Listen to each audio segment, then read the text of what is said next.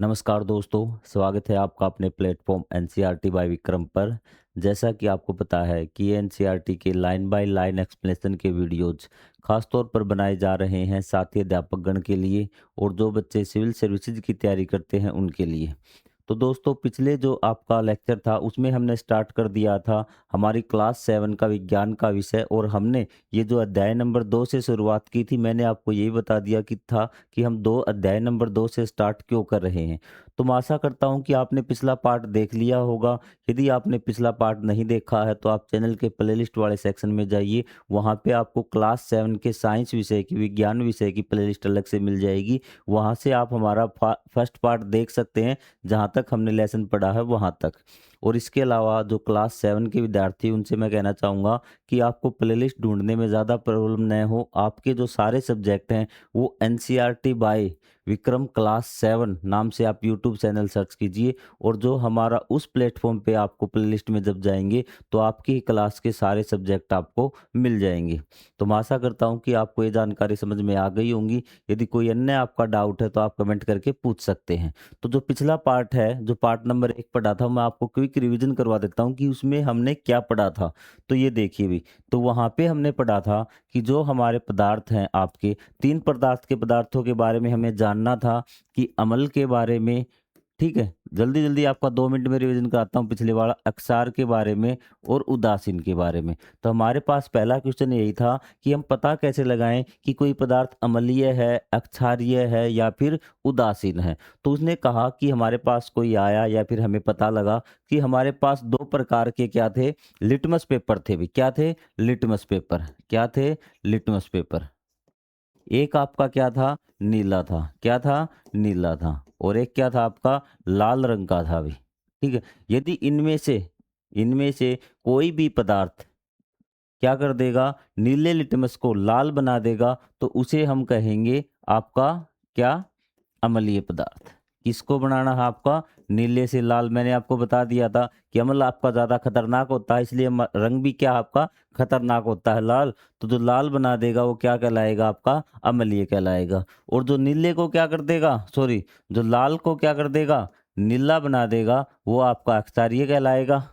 लाल को क्या कर देगा? नीला कर देगा, वो आपका अक्षारीय कहलाएगा। और जो कोई परिवर्तन नहीं दिखाएगा, जो लाल को लाल ही रहने देगा, नीले को नीला ही रहने देगा, वो आपका उदासीन कहलाएगा। फिर हमने पढ़ा था अम्ल क्या होते हैं। अम्ल आपके स्वाद में खट्टे होते हैं। अक्षार के बारे में पढ़ा था, वो स्वाद में कड़वे होते हैं। और अक्षार है आपके क्या होते हैं? चिकने भी होते हैं। यदि आप उदाहरण पूछेंगे तो आपका जो किस किस में होता है अम्ल, आपका इमली, इमली है आपकी, टमाटर है आपकी, आंवला है। अक्षारीय आपने पढ़ा था आपका बेकिंग सोडा था आपका। ठीक है? उदासीन आपका नमक का घोल है, आपका साधारण पानी है, वो क्या है आपका? ये चूने का पानी अक्षारीय। तो साधारण पानी है आपका, नमक का पानी, वो क्या था आपका? उदासीन था। तो चलिए भी, तो उसके बाद हमने कहा कि सर, जो हम पिछला पॉइंट बता रहा हूँ कि सर हम लिटमस पेपर होगा ना, तो हम पता लगा लेंगे कि कौन सा अम्लीय है, कौन सा अक्षारीय है, कौन सा आपका उदासीन है। और हमारे पास लिटमस पेपर नहीं होगा किसी व्यक्ति के पास, तो क्या और भी कोई तरीका है जिसकी सहायता से हम पता लगा सकते हैं कि वो अम्लीय है या फिर अक्षारीय है? तो जी हाँ, हमारे पास एक और भी तरीका है, लाल गुलाब एक सूचक के रूप में।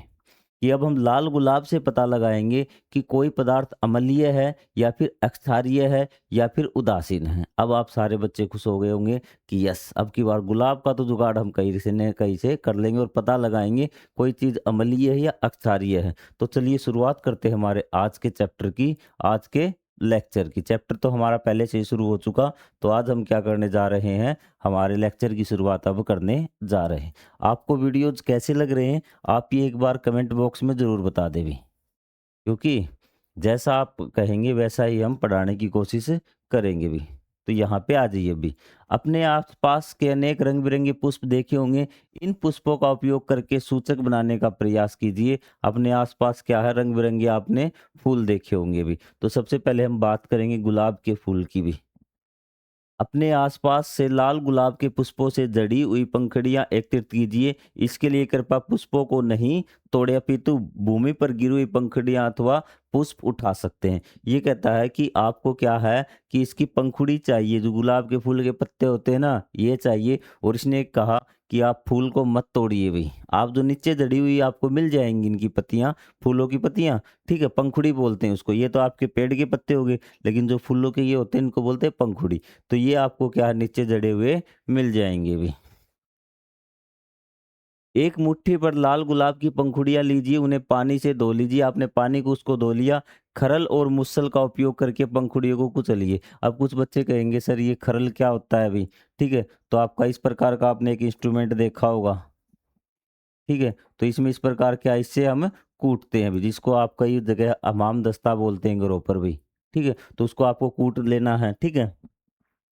कुचलिए, इन्हें एक कांच के गिलास में रखिए। इन कांच के गिलास में थोड़ा गर्म पानी डालिए और यह सुनिश्चित कीजिए कि कुचली हुई पुष्प की पंखुड़ियां पूर्णतः पानी में डूब गई। तो आपको कितना पानी डालना है, इतना पानी डालना है कि ये इसमें डूब जाए। जो पंखुड़ियां थी ना, ये इसमें पानी में, गर्म पानी में डूब जाए। ज़्यादा पानी आपको नहीं डालना है, इतना ही डालना है कि वो पंखुड़ियां आपकी उस पानी में डूब जाए। ये देखिए आपका गर्म पानी में डूबी हुई लाल गुलाब की पंखुड़ियाँ इस प्रकार से आपकी वो हो जाएंगी। इस प्रकार से आपको पानी में उनमें डुबोना है अभी, ठीक है।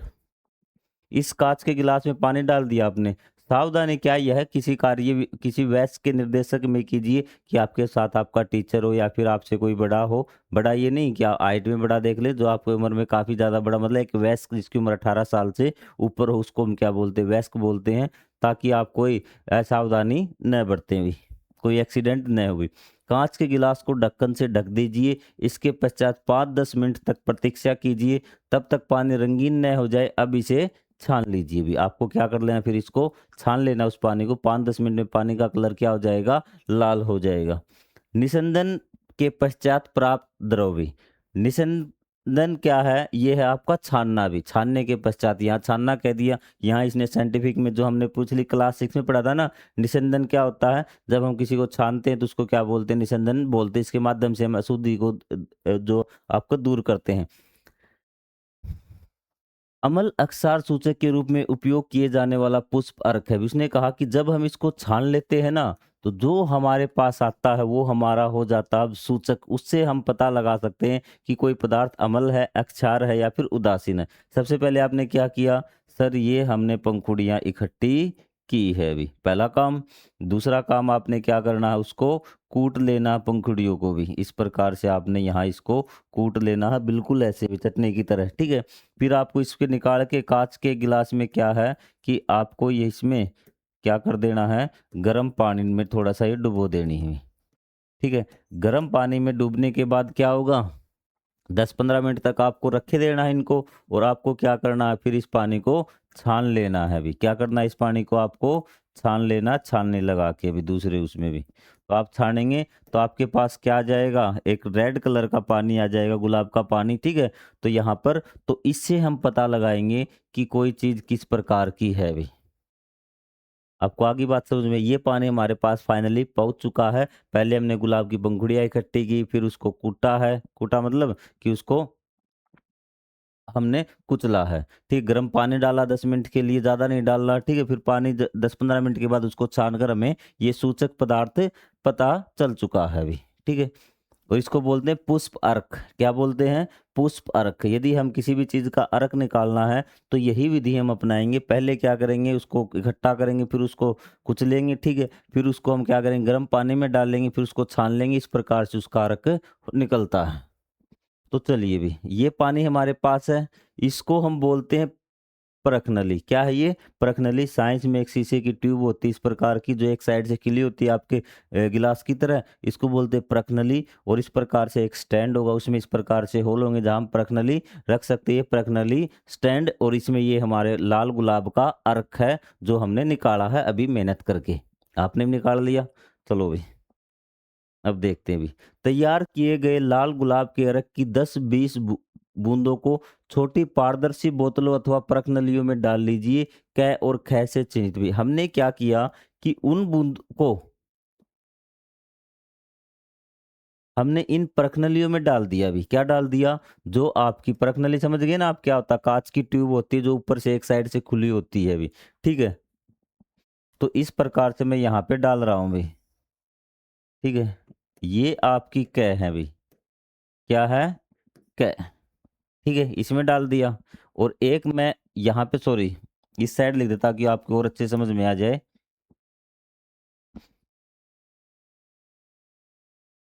ये आपकी ख है जहाँ मैं रख रखा है और ये आपकी कै है इस साइड भी। इसमें मैंने डाल रखा कौन-सा? वही आपका पुष्प अर्क। क्या है इसमें? पुष्प अर्क है अभी, ठीक है? तो मैंने इसमें क्या किया? पुष्प अर्क में नींबू की कुछ बूंदें डाल दी भी। क्या डाल दी? नींबू की कुछ बूंदें डाल दी। तो क्या हुआ कि इस प्रकार का बन गया अभी। ये दिख रहा है ना आपको? पहले ये ऐसा था आपका रेड से कलर का, लेकिन मैंने इसको डाली तो और ज़्यादा लाल हो गया ये। क्या हो गया? और ज़्यादा लाल हो गया। और जब मैंने इसमें साबुन का घोल डाल दिया तो ये इस कलर का हो गया। आपको दिख रहा कलर कि जब हमने आपका नींबू की डाली तो लाल हो गया और ये डाला तब ये हरे टाइप का हो गया। तो इसका मतलब और हमने पढ़ा था ना अभी कि नींबू में क्या होता है? अम्ल होता है। और इसके साबुन वाले घोल में या फिर आपका जो ये था आपका बेकिंग सोडा था, मीठा सोडा, तो इसमें क्या होता है? आपका क्षारीय, चाहे आपका चूने का पानी हो, चूने का पानी भी आपका क्षारीय है। तो यहाँ से देखिए भी तो आपको पता चल चुका होगा। दूसरा ये हमारा क्या है? ये हमारा सूचक है। पहला सूचक लिटमस पेपर था। लिटमस पेपर से कैसे पता चलेगा? जो नीले को लाल कर देगा वो अम्लीय है, जो लाल को नीला कर देगा वो आपका क्षारीय है, जो कोई परिवर्तन नहीं करेगा वो आपका क्या कहलाएगा? उदासीन कहलाएगा। और यहाँ पे देखिए वही जो लाल कर देगा और ज़्यादा लाल कर देगा वो आपका क्या कहलाएगा? अम्लीय कहलाएगा। पुष्प अर्क को, गुलाब के पुष्प अर्क को जो क्या कर देगा? ज़्यादा लाल कर देगा वो आपका क्या? अम्लीय होगा। जो आपका हरे रंग का कर देगा वो आपका क्या होगा? अक्षारीय होगा। तो यहाँ पे देखिए अब ये चीजें आपको समझ में आ गई। तब यहाँ पे बताया गया, अब आपका रिवीजन हो जाएगा। तो क्या करना? आपको इसमें डाल दिया, फिर आपको बिंदुपाती ड्रॉपर की सहायता से प्रखनली के कह नींबू की रस की 20-30 बूंदे जब हमने डाली नींबू के रस की तो क्या हुआ? प्रखनली खय में साबुन के विलीन की 20-30 बूंदे डालना। प्रखनली खय में साबुन की आपने 20-30 बूंदे डाल दी भी। दिए गए अर्क में किसी भी प्रकार के रंग परिवर्तन को देखिए उन्हें तालिका 2.3 में लेके कीजिए। क्रियाकलाप अन्य प्रतिदर्शों के साथ यह प्रतिक्रिया दोहराएं। अब आप प्रतिदर्शों बोलेंगे, प्रतिदर्श मतलब वो चीजें थी जो हमारे पहले पास थी, जो आपकी टेबल नंबर 1 में जो हमने लिखी थी भी। सिरका था आपका, आंवले का रस था, आपकी इमली थी, ठीक है? इस प्रकार की चीजें थी, वो सारी प्रतिदर्श चीजें थी हमारे। यह प्रक्रिया दोहराएं और अपने अवलोकनों में तालिका में लिखिए भी। प्रतिदर्शी का नाम नींबू का रस भी। नींबू का रस कैसा परिवर्तन होगा अब आप बता दीजिए भी। तो क्या हो जाएगा? रंग इसका अम्लीय होता है ना नींबू का रस, तो गहरा लाल भी। क्या हो जाएगा? गहरा लाल। अगर गहरा लाल हो गया तो क्या हो गया? ये आपका अम्लीय है, ठीक है? साबुन का विलय आपका हरे रंग का हो जाएगा, हरा टाइप हो जाएगा। ये क्या हो जाएगा? आपका अक्षारीय। क्या हो जाएगा? अक्षारीय। आंवले का रस जल्दी से बता दो, आंवले का रस क्या था आपका?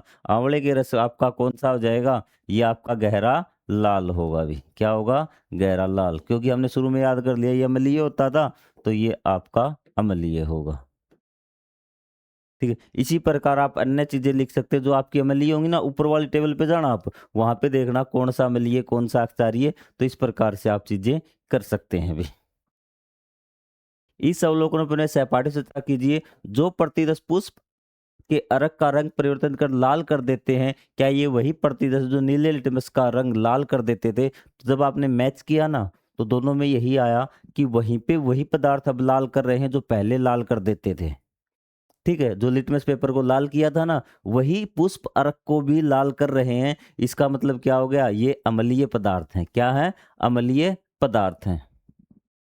जो प्रति पुष्प के अर्क का रंग परिवर्तन कर रहे हैं उसे हरा कर देते हैं। क्या ये वही प्रतिदर्श है जो लाल लिटमस का रंग नीला कर देते हैं? हाँ जी बिल्कुल, सेम वही पदार्थ है जिन्होंने नीले लिटमस को नीला किया था ना, सॉरी लाल लिटमस को नीला किया था। अब वे वही पदार्थ क्या कर रहे हैं जो आपका इसको पुष्प अर्क के रंग को हरा कर रहे हैं। इसका मतलब वे अक्षारीय हो गए। क्या हो गए? अक्षारीय हो गए।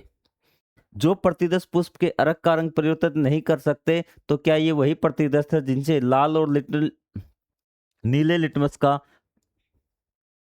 पत्थर का रंग परिवर्तित नहीं होता भी। अब आपने देखा था कि कुछ ऐसे पदार्थ थे जिसने न तो लाल को नीला, लिटमस को नीला किया था और न नीले को लाल किया था। अब ऐसे ही कुछ ऐसे पदार्थ हमारे पास है जो क्या है कि पुष्प अर्क को कोई परिवर्तन नहीं कर रहे उसके रंग का। इसका मतलब वे क्या है? उदासीन है। क्या है? वे उदासीन है। अतः अब यह अम्ल अक्षार सूचक का एक अन्य उदाहरण है। अब हम यह निष्कर्ष निकाल सकते हैं कि लाल गुलाब का अर्क अम्लीय विलयन को लाल वर्ण का और अक्षारीय विलयन को हरे वर्ण का कर देता। विलयन मतलब घोल भी। ठीक है, तो हमारे पास दो सूचक आ चुके भाई। ठीक है, एक कौन सा था आपका? लिटमस पेपर भी। क्या था? Litmus paper. ठीक है, इसमें क्या था कि जो आपके पदार्थ नीले को क्या कर देंगे? लाल। ये क्या कहलाएंगे? आपके अम्ल। क्या कहलाएंगे? अम्ल। ठीक है, और जो आपके अक्षार होंगे वो क्या कर देंगे? लाल को नीला भी। लाल को नीला, ये बात हम पहले में ही पढ़ चुके। ये क्या कहलाएंगे? आपके अक्षार ये कहलाएंगे भी। उदासीन कोई परिवर्तन नहीं कहलाएंगे, कोई परिवर्तन नहीं करेंगे। और आपका ये जो पुष्प अर्क है इससे क्या परिवर्तन होगा? पुष्प अर्क भी।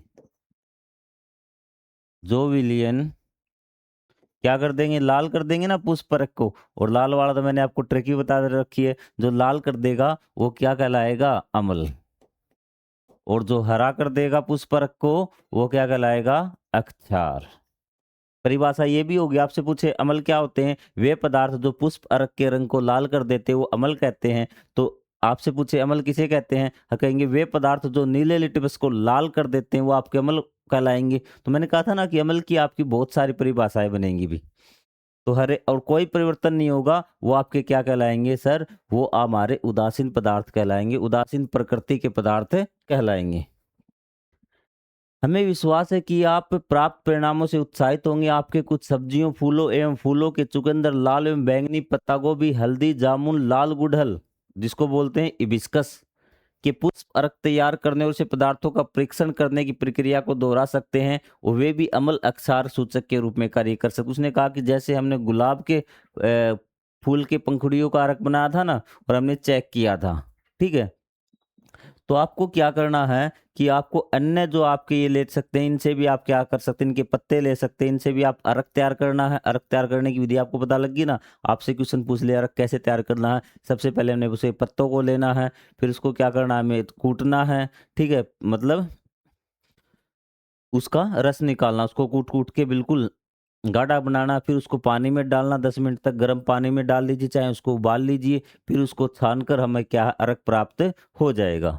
तो इस प्रकार से आप अन्य भी बना सकते हैं, लेकिन आपको दो तो जो आपकी बुक में दिए गए हैं गुलाब के अर्क के और आपका ये लिटमस पेपर वाले जो आपको सूचक याद रखने हैं। एक है हाइड्रेजेनिया, यह एक पौधा जो हिमालयी क्षेत्र और पूर्वोत्तर राज्यों में ठंडी जलवायु में उगता है भी। क्या कौन सा पौधा है? हाइड्रेजिया का पुष्प भी। इसमें क्या खास बात है? इसमें मृदा की प्रकृति के आधार पर भिन्न भिन्न रंगों के पुष्प खिलते भी। ये तो ऑटोमेटिक बता देता है भी। ठीक है, इसने कहा अम्लीय मृदा में नीले रंग के पुष्प खिलते हैं भी। तो यहाँ पे थोड़ा सा रंग का ना फर्क हो गया भी। जबकि अक्षारीय मृदा में गुलाबी या लाल रंग के फूल खिलते हैं। क्या माली मृदा की अम्लीयत व अक्षारीय प्रकृति को समायोजित कर हाइड्रेजेंड्रिया के भिन्न भिन्न रंगों के पुष्पों को उगा सकते हैं भी? तो इसने कहा कि अगर ये हाइड्रोजेंड्रिया है, इसमें मिट्टी में जैसी मिट्टी का प्रकार होता है ना, मिट्टी में किस प्रकार की मिट्टी है तो उसके आधार पे क्या फूल आएंगे। यदि यहाँ पे अगर ये पौधा है, इसके जो नीचे जिसमें उगा हुआ है मिट्टी क्या हुई? अम्लीय। क्या हुई? अम्लीय। आपको ये पूछ सकता है पेपर में, यहाँ पे मैं आपको बता देता हूँ भाई। अगर मिट्टी क्या हुई? अम्लीय भी, तो फूल कैसे आएंगे? आपके नीले रंग के भी। क्या आएंगे? नीले रंग के। हाइड्रोजेंड्रिया। ठीक है, और यदि मिट्टी क्या हुई? अक्षारीय। क्या हुई? अक्षारीय। आपको चेक कैसे करेंगे? आप इसका घोल बना के नीले लिटमस से भी चेक कर सकते हैं और आप वैसे भी चेक करेंगे। तो फूल कैसे आएंगे? लाल व आपके गुलाबी। यहाँ आप ट्रिक मत लगाना लाल वाली भी, क्योंकि यहाँ फूलों में क्या है? उल्टा है। मिट्टी के केस में क्या उल्टा है कि जहां आपका नीला आएगा वहां अम्लीय मिट्टी होगी, नीले फूल आएंगे। ठीक है। और जहाँ पे आपके क्षारीय आएँगे, वहाँ आपके लाल फूल होंगे, यहाँ पे थोड़ा-सा आपको उल्टा रखना। और आगे पूछा है, क्या मालवी मृदा की अम्लीय तो क्षारीय प्रकृति को समायोजित करके हाइड्रेज इंडिया के भिन्न-भिन्न रंगों के पुष्पों को उगा सकते हैं? बिल्कुल उगा सकते हैं भी। यदि मान लेते हैं कि यहाँ की मिट्टी, जहाँ ये पौधा उगा हुआ है, अगर यहाँ की मिट्टी उसने अम्लीय कर दी, तो पौधे कैसे आएँगे अम्लीय में बताना एक बार? फूल कैसे आएँगे मिट्टी के आधार पे हमने कहा उल्टा हो जाएगा, अम्लीय है तो नीले। वैसे हमने अम्ल का रंग डिसाइड कर रखा लाल, ठीक है? लेकिन यहाँ पे थोड़ा-सा उल्टा इस बात को आप दिमाग में रखना है अभी। अम्लीय का क्या हो जाएगा कि आपके फूल कैसे आएँगे? नीले आएँगे, ठीक है? यदि उस मिट्टी को क्षारीय कर देगा तो फूल कैसे आएँगे? फूल आपके लाल और गुलाबी आएँगे भी। ये चीज़ आपको क्लियर? कोई डाउट नहीं? तो चलिए अभी, अब क्या हमारे पास और भी कोई सूचक है अभी? अब हम हल्दी को एक सूचक के तौर पर यूज़ करेंगे भी। किसके तौर पर? हल्दी के हल्दी को एक सूचक के तौर पर यूज़ करेंगे कि हल्दी से हमें कैसे पता चलेगा कि कोई सी चीज़ किस प्रकार की प्रकृति की, वो अम्लीय है, क्षारीय है या फिर और किसी प्रकार की है, उदासीन है भी। ठीक है? तो यहाँ पे हमने क्रियाकलाप 2.1 में नीले और लाल लिटमस के पत्थर का उपयोग किया था। क्या आप कुछ अन्य प्राकृतिक सूचकों द्वारा भी कागज़ की पट्टियाँ बना सकते हैं? निम्नलिखित क्रियाकलाप कर जानने का प्रयास कीजिए भी। हमने क्या किया था कि सबसे पहले जो हमने जाँचा था, वो किससे जाँचा था? आप कहेंगे सर लिटमस पेपर से जाँचा था। और हमने लिटमस पेपर की क्या ली थी? पट्टियाँ ली थी। तो अब ये क्वेश्चन है, क्या और किसी चीज़ की पट्टियाँ आप ले सकते हैं जिससे आप पता कर सकें कि कोई पदार्थ क्षारीय है, अम्लीय है या फिर आपका उदासीन है? तो इसने कहा हाँ जी, बिल्कुल कर सकते हैं। आइए तो चलिए तैयार करते हैं, और ये अब आप बिल्कुल आसानी से अपने घर पर भी कर सकते हैं। इसमें कोई बड़ी बात, रिस्क वाली बात नहीं है। किसी पात्र अथवा पेट्री डिश में 1 चम्मच हल्दी लीजिए भी। कोई आपकी कटोरी होगी घर पे, उसमें 1 चम्मच हल्दी ले लीजिए भी, और उसमें थोड़ा पानी मिलाकर लेप बना लीजिए। लेप बना लिया आपने, ठीक है? आप चाहे तो कच्ची हल्दी का एक टुकड़ा पीस कर भी प्रयोग कर सकते हैं। अगर कच्ची हल्दी तो उस टुकड़े को क्या कर लीजिए, पीस लीजिए, उसका एक लेप बना लीजिए भी। हल्दी के लेप में फ़िल्टर पत्थर का एक टुकड़ा सावधानीपूर्वक डुबोइए तब तक कि यह पीले रंग का न हो जाए। फ़िल्टर पेपर आता है आपका भी, क्या आता है? फ़िल्टर पेपर आता है, आप उसको क्या कर दीजिए, हल्दी में डुबो लीजिए, आपके कॉपी के कागज़ को डुबो लीजिए। मतलब हल्दी में वो चीज़ क्या हो जानी चाहिए, पीली हो जानी चाहिए भी, ठीक है? इसे बाहर निकालिए और सूखने दीजिए। इस पीले कागज को पतली पट्टियों में काट लीजिए जिनका हल्दी पत्थर के रूप में उपयोग किया जा सकता है। तो हमने क्या किया, इस प्रकार का कागज दिया था, वो आपका फ़िल्टर पेपर आता है। आप कभी मार्केट में जाना, बुक वाली शॉप पे, वहाँ पे आपको फ़िल्टर पेपर मिल जाएगा, बिल्कुल बारीक पतला सा होता है, ठीक है? तो यहाँ से क्या किया आपने कि इस प्रकार से इसको काट लिया। वैसे अन्य जो दुकानें होती हैं ना आपकी, पानी वगैरह वाली, सैनिटरी वाली दुकानें, इन पे भी फ़िल्टर पेपर आपका मिल जाएगा। तो इस प्रकार आपने हल्दी में डुबो लिया और फिर आपने पेपर की इस प्रकार से पट्टियाँ काट ली हुई। चीज़ें क्लियर आपकी यहाँ तक? अब आपके पास हल्दी की इस प्रकार की पट्टियाँ आ चुकी है, हल्दी पत्थर की भी। अब है आपको बिंदुपाती की सहायता से क्रियाकलाप में प्रयोग किए गए प्रत्येक प्रतिदर्श की बूंद को हल्दी पत्थर पर भिन्न-भिन्न पट्टियों पर डालिए। अब आप देखिए क्या हो रहा है अभी, ठीक है? तो हमने देखा प्रतिदर्श का नाम। अब हमारे पास, हमने उस पट्टियों पर था, जब हमने पट्टियाँ डाली उस पे, तो पट्टियों पे जब हमने नींबू की बूंदें डाली, जब हमने साबुन का विलयन डाला, आंवले का रस डाला, तो क्या हुआ अभी, ठीक है? क्या सभी प्रतिदर्शों का रंग परिवर्तित हो गया? ठीक है, जब हमने नींबू की जब बूंदें डाली तो क्या हुआ? जब हमने बेकिंग सोडा है आपका, मीठा सोडा है, उसके घोल की बूंदें डाली तो क्या हुआ? नमक का घोल डाला तो क्या हुआ? तो उसने कहा, तो अब हम देखते हैं क्या हुआ अभी। तालिका 2.2 में क, ख, ग, क, ख, ग और ग के प्रतिदर्शों के साथ इनकी तुलना कीजिए। तो हम देखेंगे किसका रंग परिवर्तित हुआ और क्या परिवर्तित हुआ अभी। ठीक है। तो इसने कहा, क्या अम्लीय पदार्थों की जांच के लिए हल्दी पत्थर के सूचक के रूप में उपयोग किया जा सकता है भी? ठीक है। अपने अवलोकनों पर सहपाठी चर्चा कीजिए भी। तो इसने कहा कि अवलोकनों के आधार पर हम यह निष्कर्ष निकाल सकते हैं कि हल्दी पत्थर का उपयोग अक्षारीय प्रकृति के पदार्थों के परीक्षण के लिए किया जा सकता है तथा इससे अम्लीय पदार्थों और उदासीन पदार्थों के मध्य भेद नहीं किया जा सकता। अब देखिए मैं आपको बताता हूँ भी, यहाँ पे आ जाइए भी, ठीक है।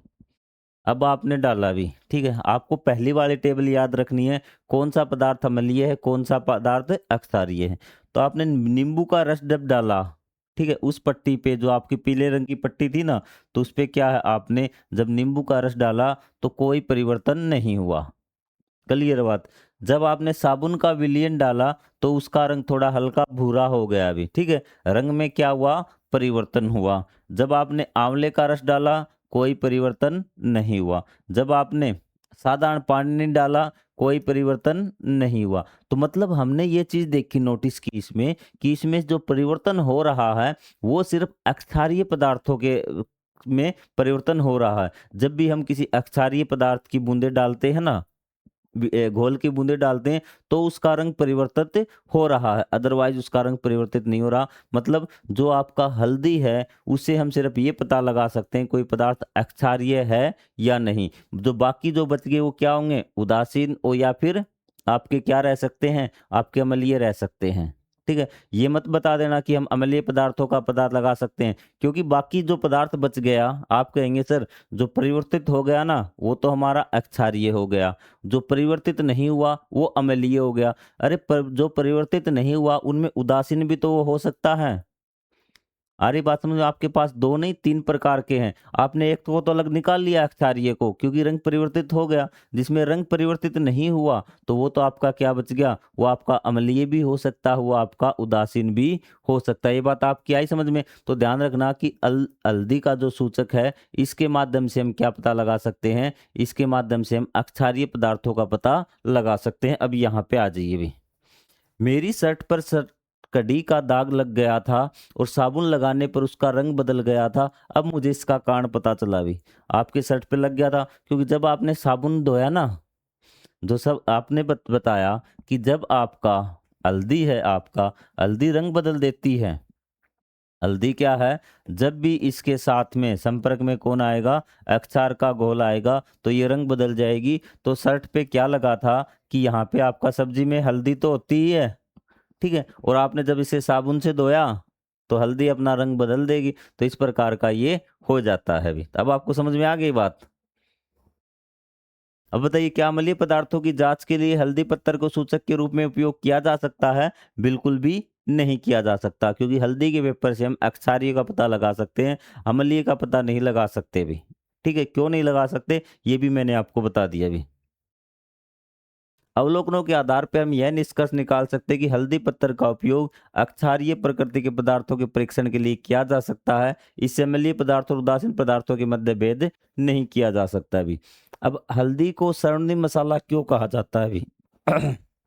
सॉरी, माफी चाहूंगा कि हल्दी है ना, तो उसको आपका स्वर्णिम मसाला क्यों कहा जाता है? हल्दी अदरक कुल की एक सदस्य है भी। ठीक है, किसके परिवार की सदस्य है?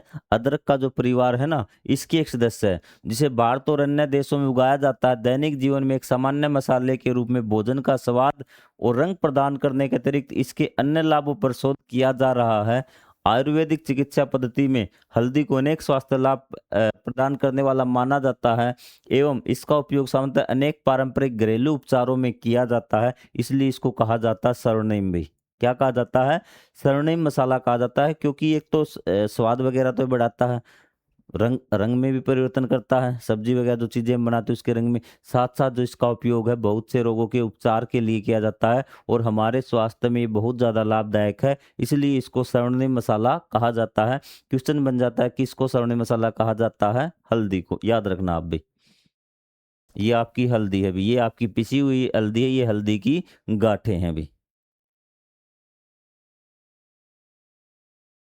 ठीक, अब देखिए भी, अश्विन ने गुरु पूर्णिमा के दिन अपने शिक्षक के प्रति आभार प्रकट करने के लिए एक शुभकामना पत्र बनाया। उसने श्वेत कागज पर हल्दी का लेप लगाकर उसे सुखाया भी। अब आप बोल देते ना, विज्ञान के अद्भुत संसार में आपका स्वागत है, ये चीज आपको भी करनी है भी। तो उसने क्या किया कि अश्विन ने अपने शिक्षक के प्रति आभार प्रकट करने के लिए एक आभार पत्र लिखा। उस पे लिखा कि इस प्रकार से मेरे गुरु का सम्मान करूं। तो इस प्रकार उसने क्या लिख दिया, वो हल्दी से लिख दिया। अभी क्या लिख दिया, शुभकामना पत्र लगा। जो भी बातें लिखी उसने हल्दी का लेप लगा कर उसे सुखाया।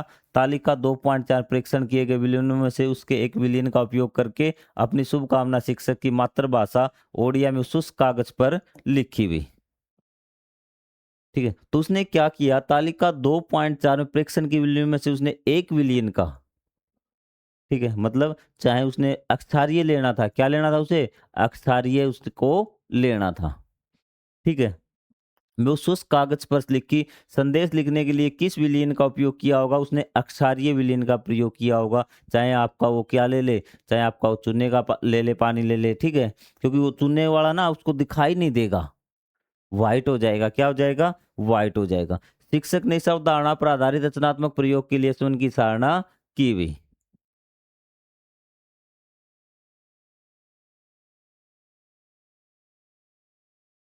क्या ऐसे कुछ पदार्थ हैं जिनकी गंध अम्लीय अथवा क्षारीय पदार्थ मिलाने पर परिवर्तित हो जाती है? तो अब हम बात करेंगे, क्या हम, अब तक तो हमने क्या था कि देखने के आधार पे प्रयोग किया था। क्या किया था, देखने के आधार पे प्रयोग किया था कि कोई पदार्थ अम्लीय है या फिर अक्षारीय है। अब हम बात करेंगे सूंघने के आधार पे, क्या हम सूंघ कर पता लगा सकते हैं कि कोई पदार्थ अम्लीय है या फिर अक्षारीय है। एक ऊपर वाला पैराग्राफ बता रहे हैं कि सर कुछ बता दीजिए इसके बारे में, पहले ये देख लीजिए एक बार, ताकि हम आगे वाला टॉपिक है ना वो अगले पार्ट में करेंगे। एक बार मैं आपको यही दोबारा से सही समझा देता हूँ। कुछ ऐसे पदार्थ होते हैं जिसकी गंध अम्लीय या अक्षारीय माध्यम में परिवर्तित हो जाती है, मतलब ठीक है, जिनकी गंध परिवर्तित हो जाए ना, जिनकी खुशबू, गंध ही बोलेंगे हम साइंस में, ठीक है, तो उन्हें हम घ्राण सूचक कहा जाता है। आइए और अधिक जाने। अब तक हमने रंग के आधार पे सोचा कि ये अम्लीय है, अक्षारीय है या फिर उदासीन है। अब हम उनकी गंध के आधार पे, मतलब खुशबू के आधार पे पता लगाएंगे वो चीज़ अम्लीय है या अक्षारीय। कुछ ऐसे सूचक हैं जो अपनी गंध के आधार पे ये चीज़ें बता देते हैं कि अम्लीय है या फिर अक्षारीय है। ऐसे पदार्थों को हम क्या बोलते हैं, घ्राण सूचक बोलते हैं, जो खुशबू के आधार पे बताते हैं। एक बार ऊपर वाली एक्टिविटी बच्चों को समझ नहीं आई आती तो हम बताते हैं कि किस प्रकार से ये चीज़ करनी है अभी। अश्विन ने गुरु पूर्णिमा के दिन अपने शिक्षक के प्रति आभार प्रकट करने के लिए एक शुभकामना पत्र बनाया भी। ठीक है, उसने क्या किया, सफेद कागज पर हल्दी का लेप लगाकर उसे सुखाया भी। सफेद कागज था, उस पे हल्दी का लेप उस पर लगा दिया भी। आपको आगे बात समझ में, ठीक है, ताकि 2.4 परीक्षण किए गए, तालिका 2.4 परीक्षण किए गए विलीनों से उसने 1 विलीन का उपयोग करके अपनी शुभकामना शिक्षक की मातृभाषा में उस शुष्क कागज पर लिख दी। तो उसने क्या किया, जो हमने ये हल्दी का कागज था, पीला सुखा लिया, अब इस पे उसे लिखना है। लिखा कब देगा, क्योंकि यदि हम कोई अक्षारीय प्रवृत्ति का कागज कोई घोल से लिख देंगे ना, तो आपको पता है कि जैसे ही आपका अक्षारीय प्रकृति के गोल से अगर हमने लिख दिया तो हल्दी रंग बदल जाएगी, रंग बदलेगी तो हमें ऐसा दिखाई ये देगा भी। तो ये हमें दिखाई देने लगेगा हल्दी के कागज पे। तो ये आप घर पे भी कर सकते हैं, कोई भी आप हल्दी का लेप कागज लगाना, और आपको क्या करना, किससे लिखेंगे आप लिखेंगे चूने के पानी से। ठीक है, क्योंकि वो आपका अक्षारीय प्रवृत्ति का होता है भी। चूने का पानी अक्षारीय होता है फिर या फिर उदासीन होता है भी, जल्दी बताओ भी। मैंने आपको पीछे बताया था कि जो चूने का पानी होता है ना वो अम्लीय होता है या फिर अक्षारीय आपका होता है भी। ठीक है, चूने का पानी क्या होता है आपका, अक्षारीय होता है। ठीक है, तो संदेश लिखने के लिए किस विलयन का उपयोग किया था, उसने अक्षारीय विलयन का प्रयोग किया था। क्योंकि यदि वो अमल से निकलेगा ना तो ये रंग ही नहीं बदलेगी हल्दी, यदि रंग नहीं बदलेगी तो कुछ दिखाई नहीं देगा। ठीक है, जैसे आप देखो यहाँ पे, ये एक्सपेरिमेंट समझने के लिए, ये आपका हल्दी वाला पेपर है, यहाँ पे भी क्या है, हल्दी वाला पेपर है। तो यहाँ पे देखिए हल्दी वाला पेपर हो गया अभी। ठीक है, इस पे किसी पदार्थ से रंग है, मैं लिख रहा हूं अम्लीय पदार्थ से। क्या लिख रहा हूं, अम्लीय पदार्थ से मैं लिख रहा हूं राम। क्या लिख रहा हूं, राम। तो आपको इतना दिखाई नहीं देगा, क्योंकि हल्दी के रंग से किसी अमल के जो विलियन है उससे कोई परिवर्तन नहीं होगा। अमल के घोल से ये ऐसे कैसा रहेगा। लेकिन यदि मैं लिखूं किससे, यदि मैं लिखूं अक्षारीय घोल से, तो वैसे का ऐसा दिखाई देगा। तब आपको बात समझ में आई। उस बच्चे ने क्या किया, हल्दी का लेप बनाया, उस पे अक्षारिय से लिखा, क्योंकि जो हल्दी है वो सिर्फ अक्षार के कारण ही क्या रंग बदलती है, बाकी किसी कारण से वो अपना रंग नहीं बदलती। चीज क्लियर? अगर नया समझ में आए तो कमेंट कर देना, फिर कोशिश करूंगा आपको मैं समझाने की भी। ठीक है, तो मिलेंगे अगले पार्ट में। तब तक के लिए जय हिंद, जय Bharat, thank you very much. NCERT by Vikram 7th class platform जरूर सब्सक्राइब कर लें, और जल्दी से उसका जो मोनेटाइजेशन का लक्ष्य होता है 1000 सब्सक्राइबर और 4000 घंटे उसके कंप्लीट आप करवा दें। मिलेंगे अगले वीडियो में, तब तक के लिए अगेन जय हिंद, जय Bharat, thank you very much.